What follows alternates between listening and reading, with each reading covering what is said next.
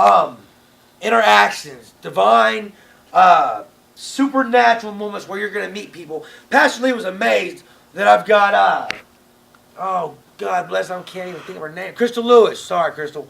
Pastor Lee was just amazed that I got Crystal Lewis as one of my friends on YouTube. Man, very, very, very blessed woman. Got her first record produced in 96, I believe, or maybe it was 89. I'm bad with dates. Just a very blessed woman of God. But the Lord will set up these encounters, these divine encounters, for you to meet people that will bless your life. And sometimes this encounter is for you to bless someone else's life. Amen. But at the same time, that dirty devil is sending people your way to sell you dope, to buy dope from you, sending the pretty little girl next door over, trying to say hi. That's what the devil's doing. And you've got to know it. When you see something that just seems like it's going to be too fun and too good, no. If it's too good to be true, it probably is. Amen. And it's probably a trick from the devil. Because what God has for you, and He's got it right here, it's not going to be easy.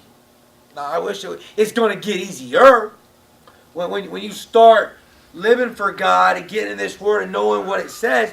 But I'll tell you right now, none of the men, this book right here, and one of four, I believe, don't quote me to that, but this book right here, Paul wrote from prison.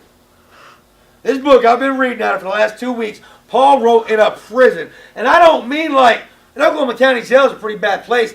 Man, I'm talking about 500 times worse than that. Paul wrote this from a dungeon. Quite possibly and most likely with a chain on his arm and on his leg. He probably having a guard pin this in for him. That's the way. And he wasn't getting no 3 meals. He was getting a little piece of bread. And I don't mean like our dadgum Wonder Bread. I mean like one of those stale, you know, when the kids leave the bread open. And it's been open all day long, and you go to make dinner, and you want a piece of butter bread, and it's all, that type of bread. I wouldn't know about that. With some old stagnated water. That's what Paul was eating when he wrote this letter. You don't hear none of that. I'll tell you, I wrote some letters from prison, and I didn't ask for very much. Boy, Dustin's brother Mickey, he want to cry when he's in prison. But you don't see that from Paul. And you don't hear Paul crying. No, really. I used to write people when I first got out of prison. I wrote all the time, and man, they really just crying. I try not to do that. If I talk to my parents on the phone, I'm like, man, how are you so happy? But I was in prison, man. I was in the Word, and I was going to every church service there was, and God gave me peace in that place. I want you to know that Paul spent a lot of his time in prison for preaching this gospel right here. You know, they're talking about passing laws in America to on what you can and cannot say. Mm-hmm. And people think that's a good idea because of all the because of Westboro Baptist Church. Those people, I really can't stand those people because of the hate. But you know, one of the first things to go is the freedom to speak about God. We've lost it in our school. Yeah. You know, we've lost it in the courtroom. They take down the 10 Commandments and anything biblical in the courtroom, they've been taken out for years.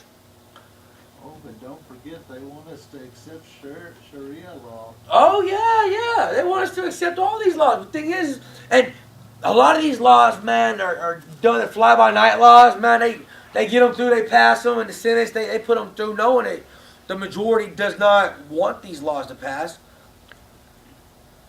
There's going to probably be a time, and I'm going to say, in some of our lives, I believe that. Yeah. I normally don't it will be.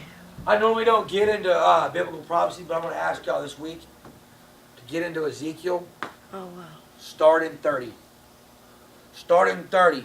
Because in chapter 30, it talks about in the first month, the 11th day of the 11th year. No, the 7th day of the first month of the 11th year. January 7th of 11 for our calendar. It wasn't what it was talking about in Ezekiel's days. Chapter 30. It talks about the wars going on in Egypt.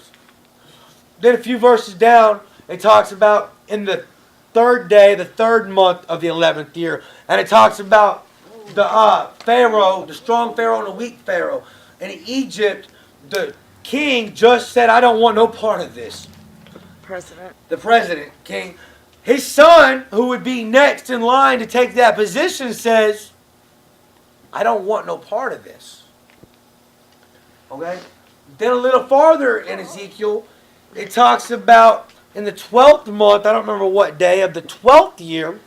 21st. No, it doesn't say 21st in there, but it works its way up to it. But it starts giving you dates. And I want you to realize that what you will read in that book is going on right now.